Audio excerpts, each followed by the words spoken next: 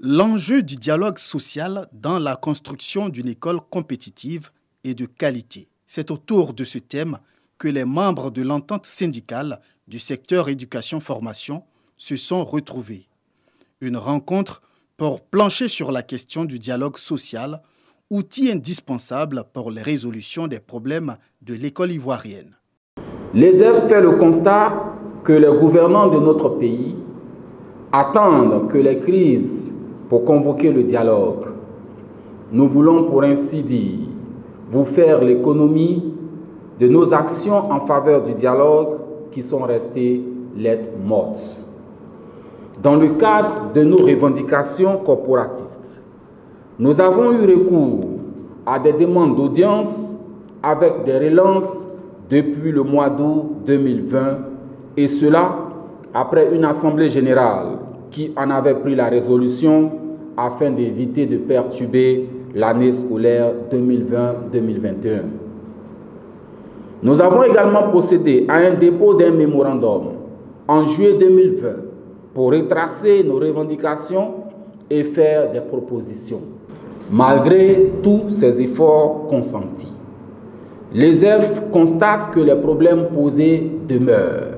Les principales revendications de l'ESEF tiennent en 6 points, notamment la revalorisation des indemnités de logement, le relèvement des primes d'examen, le règlement des questions de premier mandatement, l'augmentation du nombre de places budgétaires pour le CAP instituteur à 5 000, l'achèvement du profil de carrière pour les instituteurs, la suppression de l'arrimage à CMU-MUGEFSI et les états généraux de l'école. Selon Arnaud Boka, porte-parole de l'entente syndicale du secteur éducation-formation de Côte d'Ivoire, son organisation reste attachée à la résolution de ces préoccupations qui sont celles de tous les enseignants du préscolaire, du primaire et du secondaire de Côte d'Ivoire.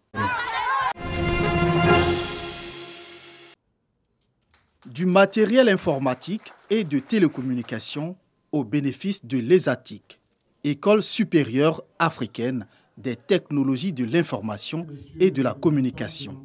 Un don d'une structure de téléphonie mobile pour appuyer les efforts du gouvernement dans sa politique visant à amorcer le développement numérique de la Côte d'Ivoire à travers la formation des jeunes. Il est composé de divers équipements qui sont axés sur les 2 projets. L'un, c'est le Smart Agri et l'autre, c'est le Smart City. Donc nous avons des équipements tels que des drones, nous avons des capteurs, nous avons des ordinateurs, divers équipements pour soutenir justement le développement de ces 2 projets. Fruit du partenariat public-privé, cet appui vient améliorer les performances et renforcer l'efficacité des projets développés par les étudiants de l'ESATIC à travers la cellule d'innovation et de développement CID. Ce matériel nous permettra de développer des projets en e-agriculture et de gérer une maison à distance, l'électricité d'une maison à distance. Ces projets-là nous permettront également de pouvoir apporter une assistance aux personnes handicapées en termes de mise à disposition d'équipements qui lui facilitent la vie dans la gestion du ménage à la maison. L'ESATIC existe depuis 2012 et a à son palmarès une quinzaine de prix glanés par la CID.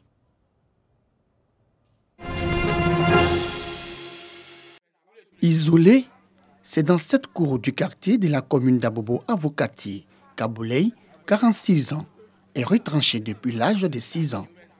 Handicapé moteur, il vient de recevoir un fauteuil roulant pour faciliter sa mobilité. Je suis très content de son geste qu'il a fait pour le regard de nous handicapés d'Abobo. Autre lieu, même constat. Cette fois, au domicile de la famille Touré. La fille de l'imam Ismaël, handicapé psychomoteur, pourra effectuer ses déplacements dans un fauteuil roulant que vient de lui offrir l'honorable Brahima Ouattara, député et adjoint au maire de la commune d'Abobo. Elle bouge le pied, le bras, elle fait le mouvement, mais elle n'arrive pas à parler. Se déplacer, c'est un problème.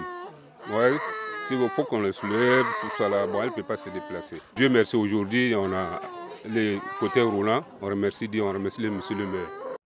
Cette opération de distribution des chaises roulantes vise à apporter soutien et réconfort à ces personnes souvent victimes des stigmatisations dans la société. Nous sommes dans un mois très important, le mois du Ramadan. C'est un mois de partage, de piété, de pardon et de solidarité.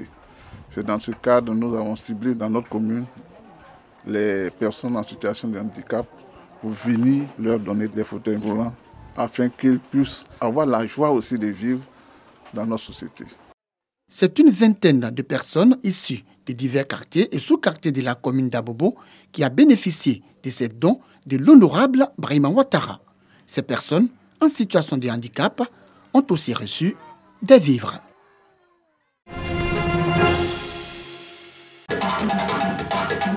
Du rythme, de la couleur, de la symbiose, les corps qui obéissent au son de la musique. Bienvenue à la célébration de la Journée internationale de la danse, célébrée à la locodrome de Niangon, dans la commune de Yopougon.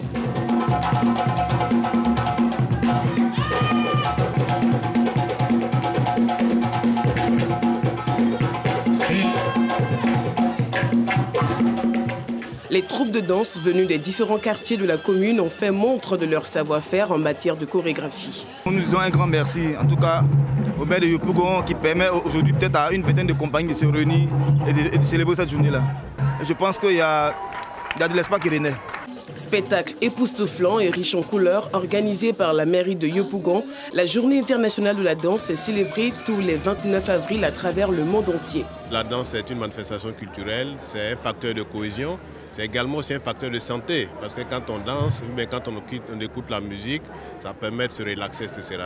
Donc fort de l'impact que la danse peut avoir au niveau de la cohésion sociale, au niveau de la santé des personnes, des individus de la population, le ministre d'État Kafana a depuis 2013 souhaité qu'on célèbre cette journée ici à Yopougon. Pour les danseurs, cette journée est une aubaine pour valoriser et promouvoir la danse. Malheureusement, on ne prend pas le métier de l'artiste danseur en compte. L'artiste danseur, c'est un métier.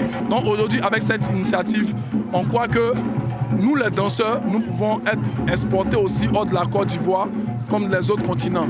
Ça fait plaisir de voir que la mairie de Yopougon célèbre ce 29 avril chaque année. Pour moi, la danse doit être vraiment un métier respectable, comme quelqu'un qui va au bureau, comme un fonctionnaire. C'est ça le combat et c'est ça notre souhait. La Journée internationale de la danse est une manifestation culturelle mise en place en 1982 par le Comité international de la danse de l'Institut international du théâtre, une ONG associée à l'UNESCO. Elle est célébrée le 29 avril de chaque année, une date suggérée par le Comité international de la danse pour commémorer l'anniversaire de la naissance de Jean-Georges Noverre, créateur du ballet moderne.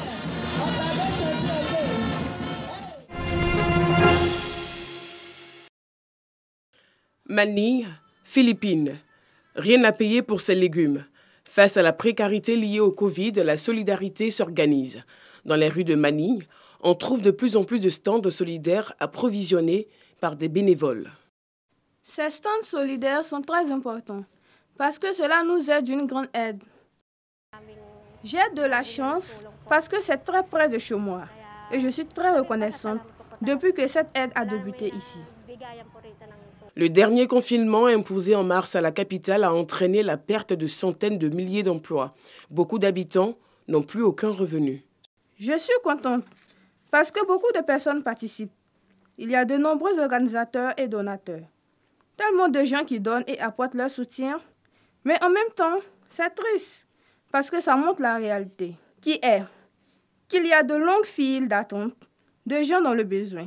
Certains ont dû marcher depuis des quartiers comme Cubao ou Marikina. Donc, il y en a vraiment besoin. On trouve des stands offrant de la nourriture dans tout l'archipel, des actions de solidarité qui alimentent les critiques sur les insuffisances de la politique du gouvernement.